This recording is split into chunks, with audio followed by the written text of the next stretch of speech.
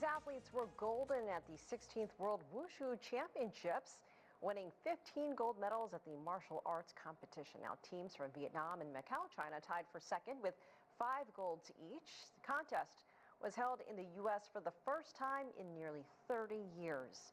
Tony Waterman spoke to one of the organizers of the 1995 championships about how the event has changed. The last time the World Wushu Championships were held in the United States, Bill Clinton was in his first term as U.S. president.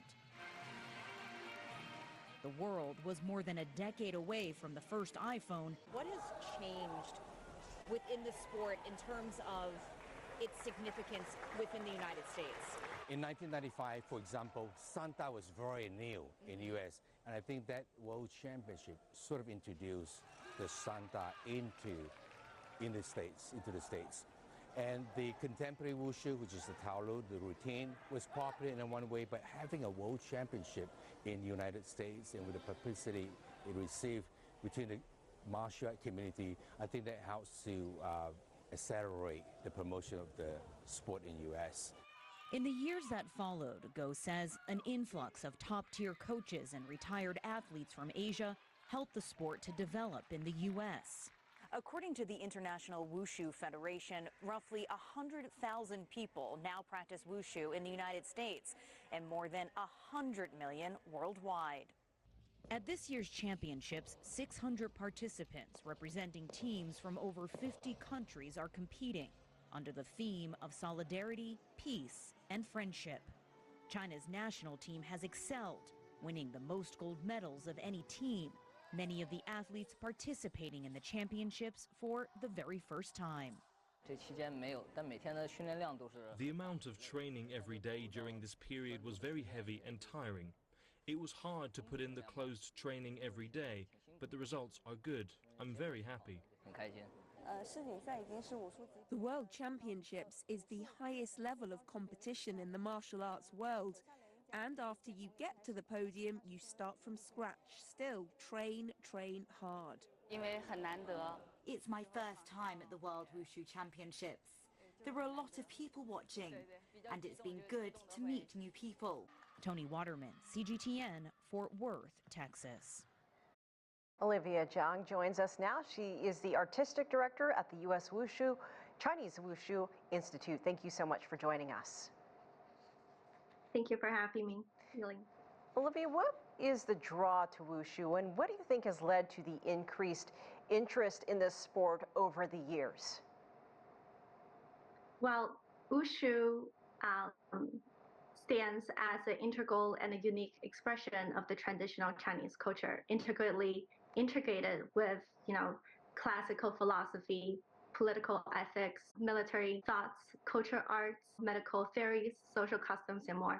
And these elements interact and mutually shapes each other, collectively form the vibrant and the diverse tapestry of the Chinese culture. Therefore, Chinese Wushu in this context reveals as the culture's fundamental characteristics. And that's one of the things that really draws people to Wushu.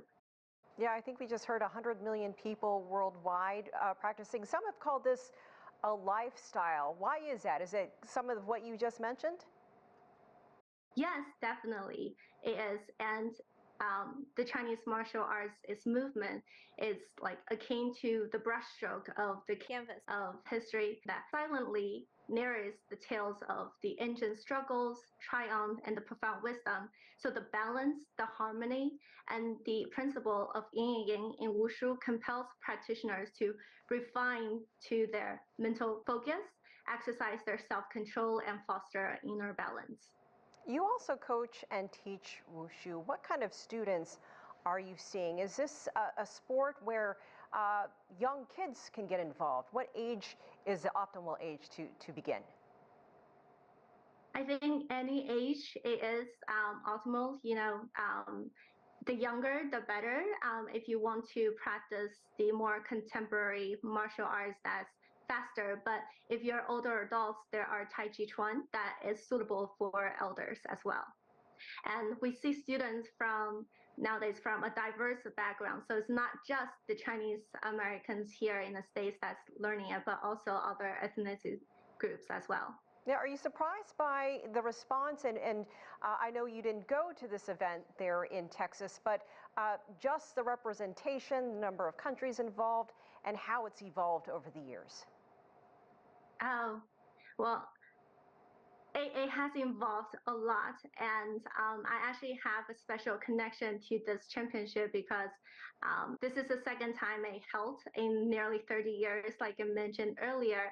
And the first time was back in 1995 when my father, Zhang, was a coach to the China Wushu delegation for the third World Championship in Baltimore, Maryland. And following the competition, they did a tour across America promoting Wushu. And so fast forward to today, you see a lot more countries participating in this competition. So you've really grown up in this. Do you think Wushu could ever become an Olympic sport one day? I think so. And I think it's also the right time to be included very soon. Wushu has already gained a global presence. And so it's a natural step forward to be included in Olympics. All right, we hope to see that soon. And of course, we'll bring you back. Olivia Zhang, thank you so much for joining us from Maryland. Thank you.